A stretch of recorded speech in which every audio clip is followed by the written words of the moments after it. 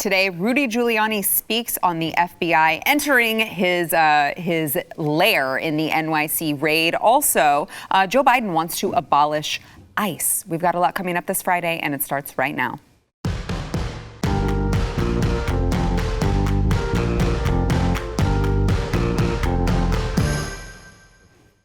Welcome to the news and why it matters. I'm Sarah Gonzalez. Happy Friday, if you can say it's happy. I don't know. It's Friday, so we're somewhat happy here at Blaze TV. I am joined today by my friends, Jaco Booyens, host of the Jaco Booyens Show. Happy Friday. Whose hair is on point right now. I don't know what's happening. I love it. The swoop. And it was fast. The swoop is amazing. It's just a brush. Also joined today by Blaze TV contributor Eric July. You can also find him on YouTube as Young Ripa 59, which if you haven't tuned in lately, you should know he is much different on his show than he is here. And what I mean by that is we're censoring him just a little bit here on Blaze TV, and you can get the full throttle Eric July over at his channel for Canon's sake. So I'm just going to throw that out there. All right, let's get into the headlines of the day. So we brought to you the story earlier this week of Rudy Giuliani having his NYC home raided by the FBI. They were allegedly looking for, things that could help them in their investigation into Rudy Giuliani working as President Trump's personal lawyer, lobbying the folks in Ukraine. Back when they talked about, it's hard. It's really, honestly, it's crazy when you go back and think, oh yeah, I forgot they did impeach him twice. It's like twice. Gosh, yeah, they did impeach him for that. What was this? The first impeachment? The first impeachment, it's every day's Groundhog's Day. So they impeached him over this, of course. The FBI still apparently investigating this. And Rudy Giuliani went on Tucker Carlson yesterday and released a little bit of interesting tidbits on this FBI raid. Here is what Rudy Giuliani had to say. They weren't taking the 3 hard drives, which, of course, are electronic devices. They just mimic the computer. I said, well, don't you want these? And they said, what are they? I said, those are Hunter Biden's hard drives. And they said, no. I said, are you sure you don't want them? I mean, the warrant required them to take it. And they said, no. And one last time I said, don't you think you should take it and they said, no. Now, Hunter Biden's hard drives fall within the scope of the subpoena. The subpoena required them to take all electronics, but they decided to leave that behind. And they also were completely content to rely on my word that these were Hunter Biden's hard drives. Now, Rudy Giuliani, of course, went on to say he had done he denied any accusations of lobbying on behalf of foreign entities, said that he had not done what they, of course, have accused him of doing. It is interesting. I wonder how hard it would be to find out whether or not his story corroborates with what it was that the FBI actually took, because if they did not take hard drives that were actually on the premises, I wonder why that would be. Wouldn't you want to get all of the information? Wouldn't you want to get all of the evidence that was there just so that you left no stone unturned if this truly was about finding the truth? Jaco. Yeah, no, it's the truth. It's how they can spin the truth, and they want to find something to pin on him. And it's a witch hunt, and it's been a witch hunt since 2016. And I don't think it's just with the mayor. It's going to extend to other peripheral entities that ran with President Trump. But for me, particularly on this hard drive issue, which is a big issue for me because there's child porn on those drives, right? And if you want to then either corroborate or implicate that he had something to do with it, you got to take everything. It's interesting. How often do you hear a man where his house is being entered by the FBI and there's a subpoena and he goes, you should take more. Yeah. You should really take all of it. Please take this and look at it. Please take all of it. I'm so glad you guys finally showed up. It took a subpoena for me to get evidence to the American people. And with this subpoena, they go, no. We're here for evidence where we can make you look bad. We don't want the truth. Right. Right, we're going to leave the truth behind. I mean, that in itself, right, speaks volumes to me because they know what's on those hard drives. They know that it's the United States president's son will be implicated and probably will drop breadcrumbs all the way to the president, and probably reverse the conversation. Everything they said Trump did falls on the whole Burisma nightmare in Biden, et cetera, et cetera. So it's just funny to me that he goes, please take more. Glad you're here. Glad you came for the evidence. And they go, no, we don't want truth. We just want some stuff to pin on you. Yeah, right? we need the political spin. Is sure what it Ridiculous. sounds like, Eric. Yeah, like we said earlier this week, where it sounds more of, they just want to punish Trump and anybody that was connected to him, and they want to make sure that they eradicate everything that was generally associated It's like a with big him. mafia message. Yeah, it is. I think it's more than them being interested in actually finding anything. But just for the sake of conversation, if we assume that what he was saying was indeed true, I think it's more, or rather less, let's say CP and other kind of weird things that he may have had. But in that exact instance, which is the supposed corroboration with other entities around foreign nations, keep in mind that when we talk about following the money and the Bidens and Hunter Biden accepting, or rather getting laced up by way of, be it, connected to China or anything, that is along the same exact lines that they would maybe find something that could incriminate the president's son, which may, if he was indeed, when we listen to the big boss man that was involved in that, if that does end up tracing all the way back to Joe Biden, well, that would incriminate him. Mm-hmm. So it does sound bizarre, definitely, and that's what I want to see more come out of that when he talks about the subpoena and he says that, well, they were required to take everything that was that necessarily falls within, devices, right? yeah. If that was a supposed electronic device. And if they did indeed do that, because him in itself being right, it's not just completely, irrefutable. Right, exactly. So if they did indeed do that, then yes, I would think that would not only blow a hole in this entire raid, if you will. I wonder if they not, but this entire raid. But it certainly would validate a lot that this is more so just trying to incriminate the opposite side and wanting to, again, eradicate anything that had anything to do with the previous president. Yeah, look, I'll just say, you said the mafia, the mob. Unfortunately, and ironically, I was with some FBI last night, but ironically, the FBI's turned into the mob. But if you go really way back when it started as a mob. Don't get me started. It started as a mob, okay? So they're just playing gangster, right? And they're going after a guy who understands that better than anybody. This is America's mayor. This is a guy who helped clean up New York. This is a guy so he knows, and so nobody knows better. And he was probably excited. And then we will talk, and I'll ask him and just say, hey, I so badly wanted him to take that. But they're not going to touch anything that even just gives them any indication or pressure for the American people to say, now that you have the drives, what's on it? Mm-hmm. Nothing here. Didn't touch it. We don't have it. Rudy's got it. Rudy's, and when I call him crazy or whatever, right? So for me, I don't doubt for a heartbeat that that's actually what happened. Well, it goes back to like the rabbit hole that if people went down and really with anybody that's working for these alphabet sort of organizations, if they really wanted to dive in, and it probably would incriminate like the 100% of Congress and everybody, right, of everybody else, if they really wanted to do that. But that's not necessarily what the case is. It has historically, whether it be with the FBI, been used as sort of this strong arm sort of wing for whoever is in a position of power. That's historically what the FBI has always been, and as well as the other alphabet entities or organizations or whatever that you want to call them.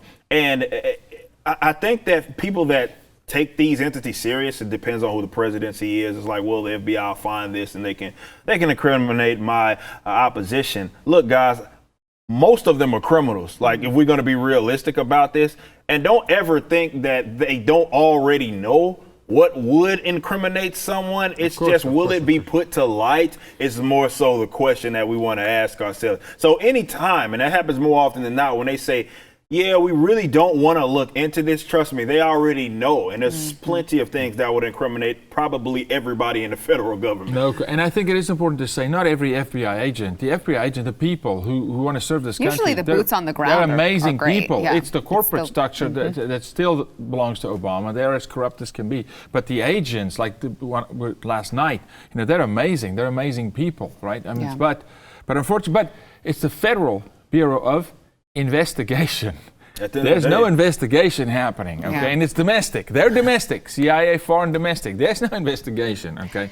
There's blocking happening. Right. It is interesting, because Hunter himself said, well, I don't, it could have been my laptop. I don't know. It could have been the Russians. So it's like, well, if you guys want to do an investigation into foreign interference, Hunter himself said maybe the Russians might have done something. So probably you should grab those hard drives and make sure that there's nothing related to the Russians on there. Just saying, in Hunter's own words. Speaking of Hunter, Hunter continues to hold a minority stake in a Chinese private equity firm. Now, this is, of course, Joe Biden just gave his address 100 days into his presidency, so well into 100 days of his presidency.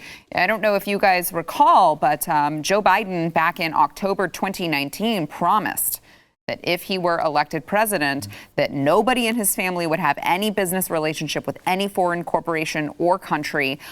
He said, period, end of story. He was asked specifically about Hunter, and he restated unequivocally, including Hunter, no one would have any relation with foreign corporations or foreign countries. While Hunter Biden holds still a 10% equity stake in BHR Partners through his company. Now, this is according to two independent services that provide business records on Chinese corporations based on China's National Credit Information Publicity System. I'm sure you guys very shocked to hear that Hunter Biden still owns stake in these Chinese corporations. Not that he has a history of profiting off of his father's position. Not that please. Speaking of the FBI not wanting to do any digging, I'm sure no one wants to do any digging into that as well. If they did, they would probably find that Rudy Giuliani and President Trump himself would be completely vindicated in what they were saying, which was, we're not investigating him because he's a political rival. We are trying to uncover corruption, which is very clear if you follow the tracks, or as Eric said, go down the rabbit hole. Your thoughts, gentlemen?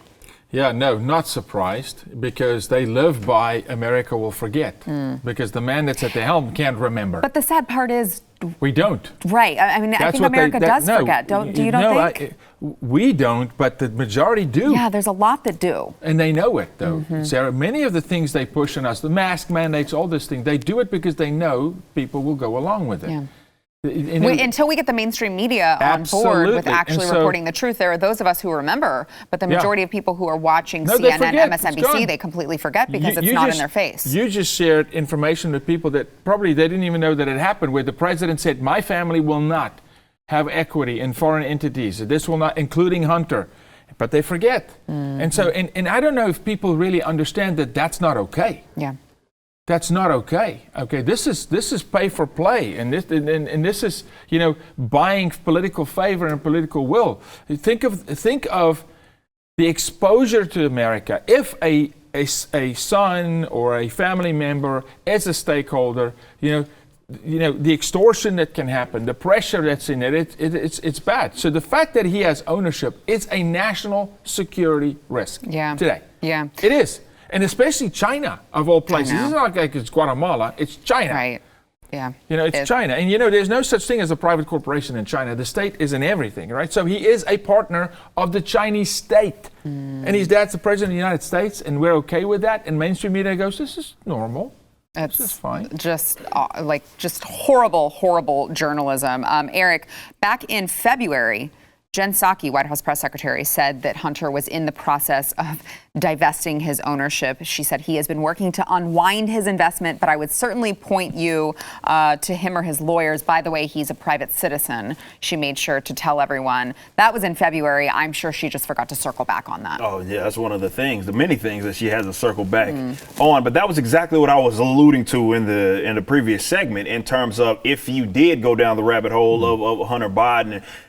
Do you pick up those sort of crumbs that may lead even to, of course, his father and their connections to foreign entities? If that's something that, again, you consider a crime, whether I consider it a crime or not, is irrelevant. We're talking about consistency on the matter of, they care so much about people being connected, people within attached to presidents being connected to, collaborating with other other foreign entities when they may have been doing the exact same thing. That was exactly what I was alluding to as it pertains to China. And again, you can go, if you will go truly down the rabbit hole, you may find a pickup of a little, Ukraine here, a little Russia here, depending on how deep that you actually want to go. And you do indeed follow the money. Look, when you look at someone like Joe Biden, a guy that's pretty much been in the public sphere for pretty much forever. It seems like it's not like he is one of those guys that, even if you did compare it to a Trump, which got a lot of his money outside of that sphere of being a government official, right? We know he eventually became president, but he was rich and famous long before that. Whereas to Joe Biden and almost really a lot of these lifetime politicians, it's the complete opposite. Yeah. And you'd be surprised if you did follow the money, how many of those connect. You want to know why so many of these guys come out just rich, loaded with money in the event that they had now become a public official? Well, if you really want to get your eyes dirty rather than your hands, go look at it and you'll be absolutely surprised. You don't go in there and come out rich like that without, not just political favors, but other sorts of favors as well. If you do it right, it should hurt. And it hurt Trump. It hurt him big time. Financially, it hurt him. I mean, I no joke, I stayed in one of his hotels in New York. I kid you not. I went in, checked in the night, and there was a Trump. I woke up in the morning, and it was no longer a Trump hotel. They flipped it overnight because of pressure, literally, because of pressure. And I'm talking the carpets were changed, everything, right? And yeah. So Trump Soho. And so overnight, because of the pressures, and he said, okay, I'll back off, right? So he hurt by being president, right? Yeah. These guys get enriched, which is why lifetime politicians for me is a no. I'm a term limit guy. I'm like, hey, you fix it or you live with it forever. And your family deals with it. But no, there's no doubt that the president is implicated in these things. But I just want people to understand, and whether you believe it's right or not, it's reckless, it's bad reporting, and it is dangerous for our country. Mm-hmm. What happens when a son calls a father, hey, Dad, I'm being threatened.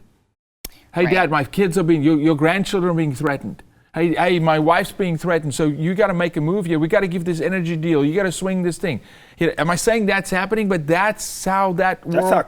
That's how it works in general when you're dealing at that level. Look, it's a grimy game, guys. It's not just. It's dirty. The dirtiest of the dirty. Absolutely. Yeah. By the way, Eric, just to kind of go to your point, that what he's saying is not irrefutable. We still have Rudy Giuliani. We still have, we can let the facts shake out. I would just like to point out, he did also say, I could have destroyed the evidence. The evidence is exculpatory. It proves the president and I and all of us are innocent. They are the ones who are committing the crimes. It's like projection, which is something we say all the time here. And it makes me like, you know what? I believe the guy. It's because that's what we keep saying. It's like projection. And he knows that he could be easily proven wrong. And he's still saying, this proves we are innocent. That's why they don't want to touch it.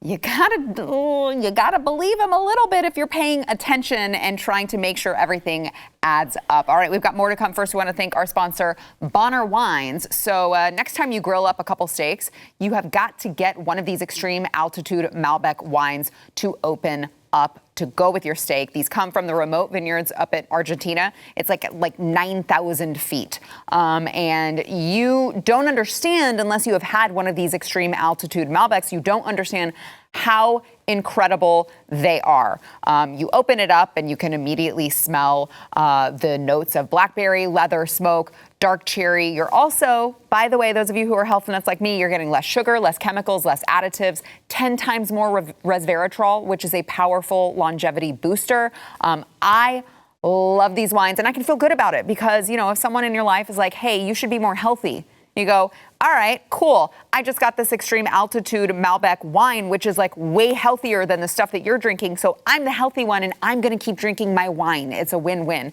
You got to go over to cowgirlwine2021.com. They just got a special shipment of these wines in. They will go quickly. They keep running out. They're getting the shipments in. You guys are buying them all up because they are so delicious. So don't sleep on this. Go to cowgirlwine2021.com. You'll get 50% off the wine and 50% off of shipping. It's going to go fast. 50% off wine, 50% off shipping, only at cowgirlwine2021.com. That is cowgirlwine2021.com. All right, this week, Joe Biden was at a rally in Georgia, and he started getting interrupted by leftist hecklers who chanted, "Close private detention centers and abolish ICE." Now, here is what Joe Biden had to say in response to these hecklers. Watch.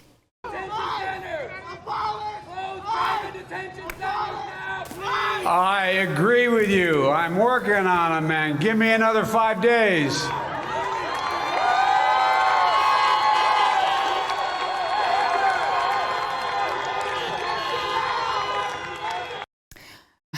I agree with you. I'm working on it. You got to wonder, well, I was going to say you got to wonder what's going on in that head of his, but then you have to wonder if there is anything going on in that head of his. And just to throw into the conversation something fun, it is Friday.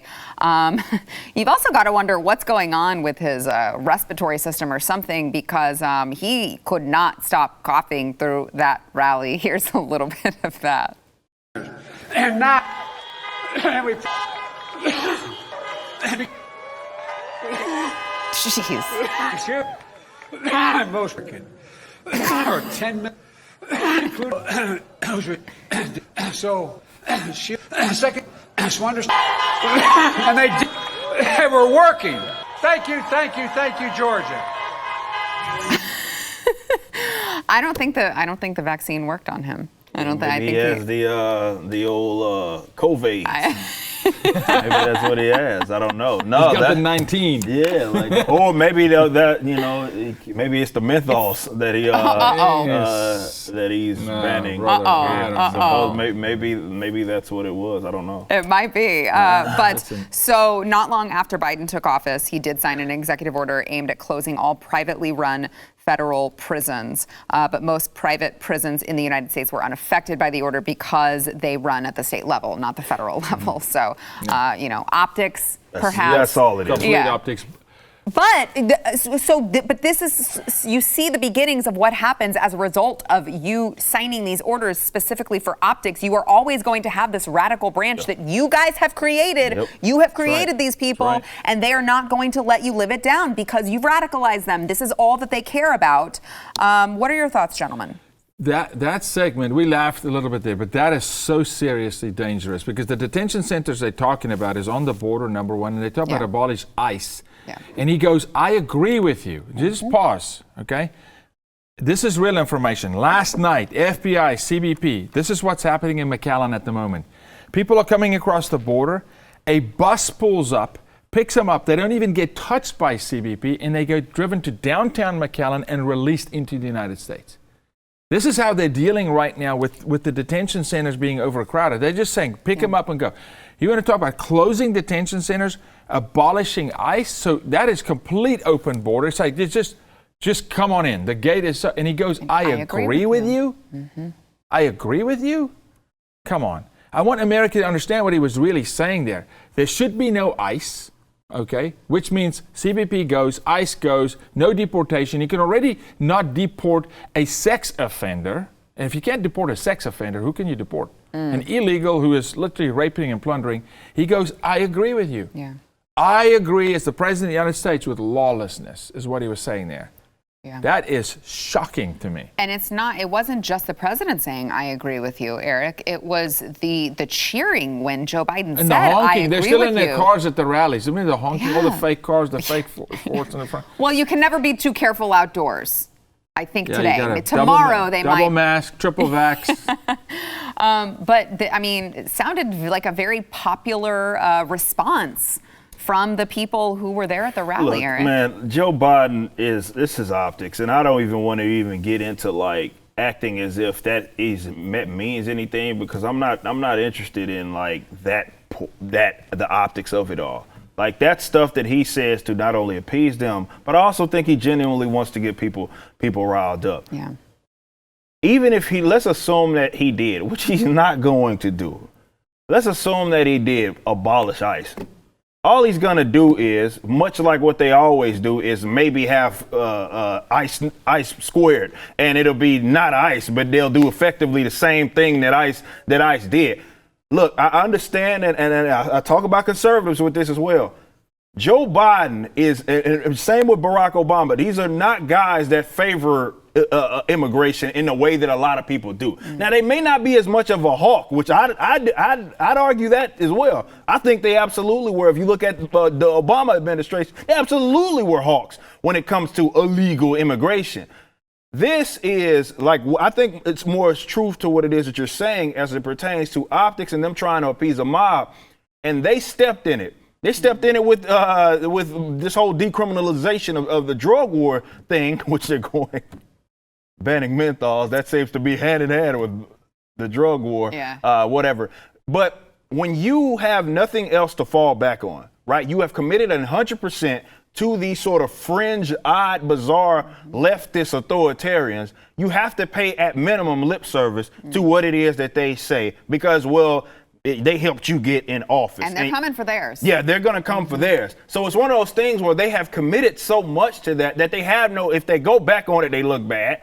But they're so deep into it. It's like that little kid that lies about, did you put your hand in a cookie jar? And they just go start rattling off for 2 minutes and they just keep stepping in it. Like, you've already committed to the lie, so you might as well make it as outrageous as you possibly can. And I think that's more so what we're dealing with right now, that they've already stepped in it. They have sort of tried to appease that crowd. So they're going to keep doing it at minimum at lip service. But don't for once believe that Biden, of all people, is some sort of hawk or not going to remain being a hawk in that regards. No, there'll be an ICE. It might not be called ICE. I don't even think they're going to abolish it, but let's assume they did. They'll just reroute the funds and then it'll call it something else. But most importantly, the leftists are probably too stupid and they'll probably think that was some sort of victory. Well, but okay, so I don't disagree with you, but I do worry that it's not Joe Biden who's calling the shots, in which case, there could be some people at the top pulling the strings who are not so keen on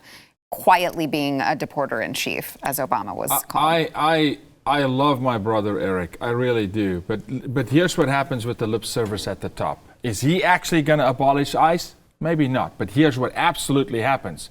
We just lost our vice unit in Dallas, Texas. Vice is abolished. There's no more vice. Done. Gone. And that's what's happening. Really? Yes, no vice unit in Dallas, Texas. It's gone, defunded. They wanted to defund them with $15 million. They had to fight like hell to keep $7 million to keep cops on the street. We were 800 police officers short in Dallas, Texas, okay? No more vice unit in Dallas. Number one trafficking city in the United States now, Dallas. No vice unit. This happens on the local level when the head of the state says, you know what, I agree with you. You get local politicians like the Clay Jenkins and the judges and the guys at Dallas who go, you know what? We shouldn't have a vice unit. We shouldn't have a DEA. And I hear you, there's one, but you can't have lawlessness. And so to a degree for me, can they abolish ICE as a whole? No, that would be a huge act and it'd have to go through Congress and whatever they need to do, right? But small on a local level, you're going to destabilize communities like is at the moment. Dallas is not in a good place right now. Dallas is in a bad place. Crime is through the roof. Through the roof. And so when you just start defunding certain units that are special units, like ICE is a special unit. I work with them often, right? Mm-hmm. They're a special unit with special training. Even if you just defund them and you cut them down, it has massive impact, right? Mm-hmm. So maybe they don't defund it, they rename it, but it's all these other minions, these players that go, you promised us, and now you say, I agree. So that gives me the right in the green light on a local level to say, cancel, all right? And that's what bothers me. All right, we've got more to come, including Joy Behar. She is such a gem, saying some interesting remarks to and about Tim Scott. You're not going to want to miss that. First, I want to thank our sponsor, Tommy John. So Mother's Day is around the corner. You're still not, I hope, counting on your mother as an adult to buy you underwear anymore, right? So in honor of Mother's Day, you got to get yourself a fresh pair of Tommy Johns, okay? For those of you who have not tried Tommy John, let me just tell you, I do not say this lightly. It is the most comfortable thing you are ever going to wear. I personally, they have women's stuff too, by the way, if you're looking for something to get your mom personally as well. They have lounge pants, lounge shorts, shirts.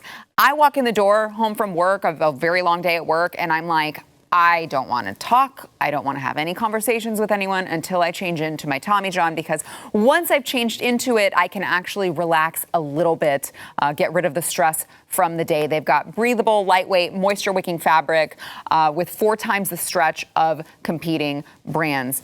You are not going to believe it until you feel it. You have to try Tommy John. Over 13 million pairs sold. Men across America love Tommy John underwear, including my husband, who, again, he did not believe it. He did not believe the hype that I was telling him until I got him some. And he was like, holy crap, this is the softest thing I've ever put on my body. You're not going to want to take it off, but please do, and wash it regularly. Right now, get 20% off your first order at TommyJohn.com/Y. That is 20% off of your order. It is TommyJohn.com/Y. That's WHY, TommyJohn.com/Y.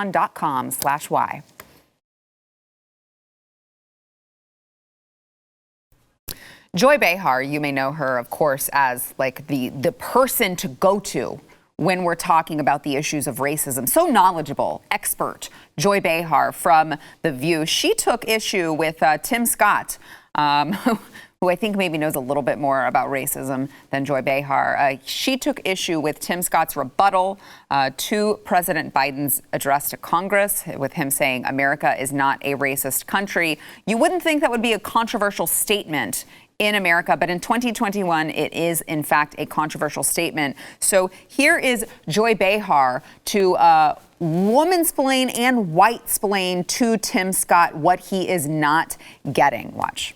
Now, Tim Scott, he does not seem to understand, and a lot of them don't seem to understand, the difference between a racist country and a systemic racism. They don't seem to get the difference. Yes, maybe it's not a racist country. Maybe Americans, the majority, are not racist. But we live in a country with systemic racism. We discussed it this week again already, about housing and about education and all of the things that are important to people. And the fact that Tim Scott cannot acknowledge this is appalling. How can you go out there and say that when you just said 2 minutes ago that you were the object and the victim of discrimination?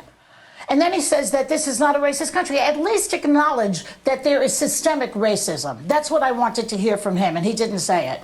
I don't know that Joy Behar understands any of the terms that she just threw out, and They it was don't have interesting. to the buzz terms. That's right. Yeah, but That's it's interesting to hear her say, okay, sure, maybe America isn't a racist country, but that doesn't mean that housing isn't racist. It's like you just personified housing, education, all of these things, but you just said that the people who run them are not racist. How in the world would the institutions be racist if the people running them are not racist? Also, I don't think she understands the term of like majority. Like if you say there are bad apples in this country, maybe you would say there are some bad cops in this country.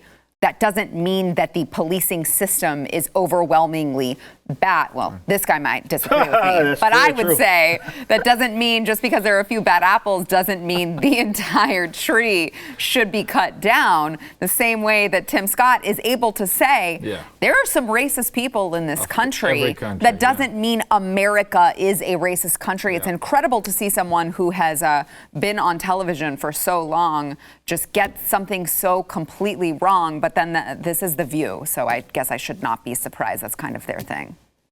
I know Eric has a lot here, so I'm going to be brief. What else would they talk about? What else would they hang their hat on, if not race, if not race theory? How else would they control a country if they can't divide it and turn it on one another? What else with The View? You would lose your purpose, Joy. But I mean, like how incredible to see Joy Behar sitting there, criticizing Tim Scott for what he has lived. You know what bothered me most about what she said?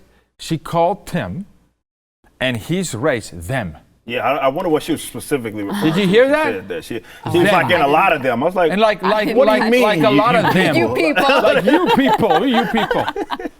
You know that. Tropic Thunder moment. That's the hypocrisy. There's just no clue, right? I mean, she's sitting there going them. But Racist much, Joy? by the way, if she wants to talk about who runs housing and education, those would be liberals. So if she wants Yeah. to talk Yeah. about, if she wants to make the yes. assumption I that gotta- people I gotta who run agree those with that. institutions are racist, They'll that never- would be you, They'll never go. Joy. they'll That never let's go use right. them. Yeah. That would be you people, Joy. Go, Eric, go. No, look, man, this idea, look, racism obviously is the talking point for most people in her position right now. You're right completely that that's all that they really have. They'd have nothing else to really discuss, and they're all in on it. I feel like in the latter half of the 90s, early 2000s, we were really over that hump, and somehow we ended up going backwards, certainly in this country where that's the hyper emphasis, where it feels as if the way they talk, it's a Klansman around every corner, or at minimum, they are in charge of these sort of major institutions. So they get to talk in these sort of vague formats, and they say, well, systemic racism, institutionalized. You hear all of these terms, in which what they do, and they're very slick with it, they'll find like the disparity, or somewhere they're doing it right now with the menthol cigarettes, right? So they find some sort of disparity that exists, and then they say, racism. that was racism. Now, the hilarious thing is that they don't seem to go down that rabbit hole when it comes to some of the things that they advocate. Gun control in this country. Let's go down that rabbit hole and how that started in the racist institution that is. Let's talk about minimum wage in this country and how that was historically used. And you're from South Africa, so you absolutely know that's where it was used there as well, to price black people out of the market. So, or as well as women and children and other have you. So they don't want to go down that. And a lot of things that they advocate right now to this day actually has racist, let's say it started in this country as racist, those don't necessarily count. It's those other things, housing and all this other vague stuff and what that means. They don't have to say what it means at all. It's institutionalized, it's structural, it's like just embedded, it's just there. But I don't see it, doesn't matter, it's there. It's there. Trust us, we're the experts We here. said it, so it's so. It's got to be the case, and there's no argument. But unfortunately, she represents how I view through a lens of a lot of like white leftists, in which they see black folk who think different. People need to understand it's not about them being black conservatives. Nobody would dare call me a conservative unless they're stupid. You stupid leftists will, so I'll take that back. But people that actually know what my actual political slant is knows I'm a libertarian anarcho-capitalist. They'll call me that. They'll call anybody else that is black and isn't sitting here, woe is me, this sort of trauma all the time in this experience.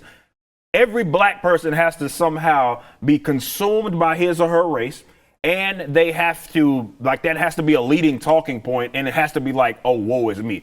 Black person, like, oh, okay, maybe I dealt with this here, but for the most part, my life has been absent of that. And again, I say this as a person that's lived in the South his entire life, Texas, Arkansas. I've been here my entire life. No, there aren't Klansmen around every single corner, and I don't feel discriminated to the point to where, oh my God, woe is me. Oh, those poor white people won't accept me and give me access to their resources. Oh my God, we need to do something about it. And they hate seeing black folk do that. And people need to understand it's not just conservatives. It's anybody black that's not a leftist. But Eric, Last word. isn't that oppression? Isn't that them wanting to oppress a group of people, saying, no, we want to remind thrive you, off of you oppressing have a scab minorities. and we're going to just rip the scab. You can't be better. Yeah. You can't excel. No. Well, yeah. You guys are Because are who would we inferior. control Right, if you're right. actually believing that we're not your master? Right. Yeah. Exactly. All right. We've got more to come. Back in a minute.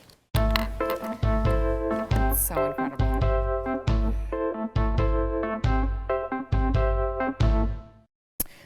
Ted Cruz of Texas, of course, said this week in an op-ed for the Wall Street Journal that it is time for the GOP to stand up to woke CEOs. He titled his piece, "Your woke money is no good here." And he said maybe all of these woke CEOs should have paid attention to actually reading the law instead of relying on notes from left-wing activists. He said, had these watch me woke it up CEOs actually read the bill instead of parroting the radical left's talking points, they'd have discovered they have no idea what they were talking about. A clutch of business leaders tried to win woke Twitter points and clowned themselves instead. I actually personally love seeing Ted Cruz use the term clowned themselves. But he said, He said, for too long, woke CEOs have been fair weather friends to the Republican Party. They like us until the left's digital pitchforks come out. Then they run away, or they mouth off on legislation they don't understand and hurt the reputations of patriotic leaders protecting our elections and expanding the right to vote. Enough is enough. He goes on to say, when the time comes that you need help with a tax break or a regulatory change, I hope the Democrats take your calls, because we may not. Starting today, we won't take your money either. Is Ted Cruz right? Are Americans, specifically people who are, on the right, are they done with all of these woke CEOs? Are they done with Coca-Cola? Are they done with Major League Baseball? Are they done with the companies who have proved time and time again that they truly hate us? Are they done? What do you think, Eric? Look, man, this is something that I've been talking about for a very long time. I think it's something that goes both ways. And there is a bit of people like Republicans and let's say non-left. It's not just Republicans, it's not just GOP, it's libertarians, it's just people that generally don't align with like that sort of leftism. They need to understand that they don't operate in the same realm of reality that the left simply does. So they had been infiltrating all these sort of organizations and companies, and you don't get like to where you're at right now, where they just peddle off all of this crap overnight. That's not something that just started. That's something that has been done. It is the long game that has been played by way of the left for a very, very long time. So it's less about, when you talk about the regulatory stuff, that is a thing that's been a thing, but not in the way that a lot of people assume. Because you got, man, I can't use that term on this show, but you got weirdos that seriously think that like we live in this big free market or something, definitely at the federal level. I'm like, have you seen the crazy amount of regulations that exist that absolutely benefit those big guys at the top? Remember, decentralization stripped them of all of their power. But most importantly, I do like the idea of what he's saying, and this is more so what he's suggesting, and that people that don't generally align with them need to be more mindful of how they are spending not only their money and who they're paying money to, something that a lot of folks have neglected when it comes to from a cultural standpoint. There are a lot of people that exist in these spaces that aren't necessarily like we talk about recent cancel culture victim, Gina Carano, for example. There are plenty of Gina Caranos that exist within those subcultures. Maybe people should reroute. I don't expect you to just completely strip your money away from these institutions. They've existed. They've been a part of your childhood. How about this? 51%. That's all I ask. 51% of it going to people that don't hate you. Yeah, we got about 30 seconds. Yeah. Yeah, no, I agree with him. To your point, I think he's right. I think he is speaking on behalf of many Americans that are now, it's just like saying, hey, if someone says, I want to lose weight, you got to start focusing on your habits, focusing on what you eat and what you put in your mouth. I think Americans now are starting to focus on how they spend their money. I think he's 100% right. I think most American families that are conservative have a list and go, I am going to start diverting cash. Maybe I can't jump ship, not right? quite. Because we bundle everything, because everything's a monopoly. Yeah. It needs to be decentralized 100%, but the answer is yes. I think he's accurate. Yeah, and by the way, that is not cancel culture. That is just voting with your dollars. It's very simple. It's called markets. Yeah, there you go. All Sure, right, right. we got to take a break. Back in a minute. So it drives me nuts. The left is I love it. Oh, you Hey, don't forget, go wherever you get your audio podcasts. Search for the news and why it matters. You'll see our cute little faces pop up. Click on that and then click subscribe, rate, and review. Make sure that you give us 5 stars because we deserve no less than that. And if you give us a nice review, you may see it read on air, just like these today from one from Nurse Jules 73. Amazingly insightful guests, tons of sass, and the immutable Sarah Gonzalez. It's the only way to get through the news without crying. Grab a Built Bar and settle in for the best 45 minutes of your day. That's what we try to do here, because you watch the news and you just want to go jump off a bridge, and we feel like it should not be that way. You got to be able to digest the news in a way that you can still, not want to jump off a bridge. We've got one more from Juana Dance. That's cute. I never miss a day of this program. Sometimes I try to find it on the weekend, but alas, only repeats. Sorry, we have lives. Sarah manages to keep everyone in line and on the edge of their seats at the same time. Pat and Stu have dry humor perfected, while Jaco and Eric cut to the heart of the issues. The expert opinions voiced reflect my personal Thank you guys so much for your kind comments. We feel honored to be able to bring you the news and why it matters. Thank you, gentlemen, for being here. Thank you for keeping us in line according to the. It's hard, but post. someone's got to do it. Thank you.